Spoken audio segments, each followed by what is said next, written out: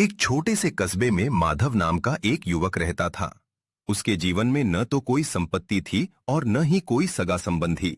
नगर के प्रतिष्ठित व्यापारी दीनदयाल जी के बागानों में माली का काम करता था। दीनदयाल जी एक उसूलों वाले इंसान थे, जिन्होंने माधव की मेहनत देखकर उसे अपने मुख्य घर की देखरेख की जिम्मेदारी सौंप दी थी। माधव, तुम बरसों से मेरे साथ परछाई की तरह हो। अब मैं चाहता हूं कि तुम्हारा अपना भी एक संसार हो। मेरी नजर में एक सुशील लड़की है, राधा। अगर तुम कहो तो मैं बात आगे बढ़ाऊं। घर में रौनक आ जाएगी और तुम्हें भी एक जीवन साथी मिल जाएगा। माधव की आंखों में आंसू आ गए। साहब, आप मेरे लिए पिता तुल्य हैं। आपने मुझे सड़क से उठाकर सिर पर छत दी, यही मेरे लिए बहुत है। आप जो फैसला करेंगे वो मेरे सिर माथे पर है। दीनदयाल जी का इकलौता बेटा विक्रम दूर खड़ा ये सब सुन रहा था। वो ऐशो आराम का शौकीन था और उसे हमेशा लगता था कि उसका पिता उसे कम और माधव को ज्यादा अहमियत देता है। विक्रम गुस्से में अपने पिता के पास पहुंचा। पिताजी, आप इस मामूली माली के लिए इतने पैसे क्यों लुटा रहे हैं? इसकी शादी का खर्च आप उठाएंगे? ये हमारे घर का नौकर है, इसे औकात में रखना सीखिए। दीनदयाल जी ने शांत स्वर में उत्तर दिया। विक्रम, माधव ने उस समय मेरा साथ दिया था जब मैं बिस्तर पर पड़ा था और तुम दोस्तों के साथ बाहर पार्टियां कर रहे थे। वो मेरा बेटा नहीं है, पर बेटे से बढ़कर है। संपत्ति मेरी है और मैं इसका उपयोग नेक काम में ही करूंगा। विक्रम पैर पटकता हुआ बाहर निकल गया। इस माधव को तो मैं इस घर से निकाल कर ही दम लूंगा। कुछ महीनों बाद माधव और राधा की शादी हो गई। राधा भी माधव की तरह ही नेक दिल थी, लेकिन एक सुबह अचानक घर में कोहराम मच गया। दीनदयाल जी के कमरे की अलमारी से एक कीमती सोने का हार और 2 लाख रुपए गायब थे।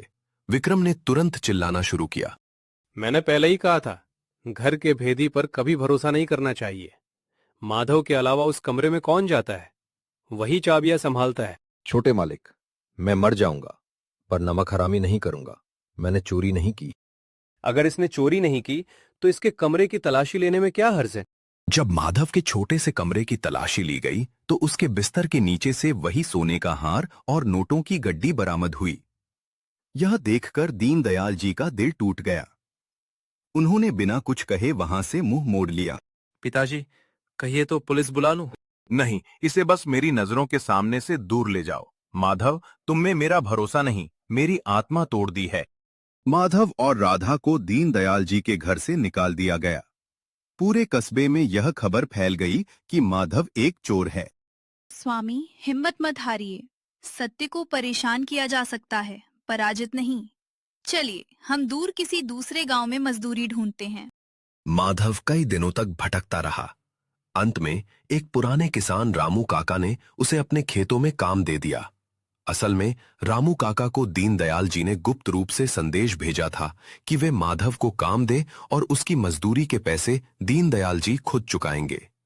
दीनदयाल जी को अभी भी कहीं न कहीं शक था कि उनका माधव ऐसा नहीं कर सकता। एक रात विक्रम अपने कमरे में अपने दोस्त से फोन पर बात कर रहा था। देखा भाई, एक तीर से दो शिकार। उस माली को घर से भी निकाल दिया और पिताजी की नजरों में खुद को सच्चा साबित कर दिया। हार तो मैंने खुद उसके कमरे में रखा था और पैसे भी। अब सारी जायदाद मेरी होगी। उसे पता नहीं था कि दीनदयाल जी कमरे के बाहर ही खड़े थे। उन्होंने अपनी आंखों से अपने बेटे का असली चेहरा देख लिया था।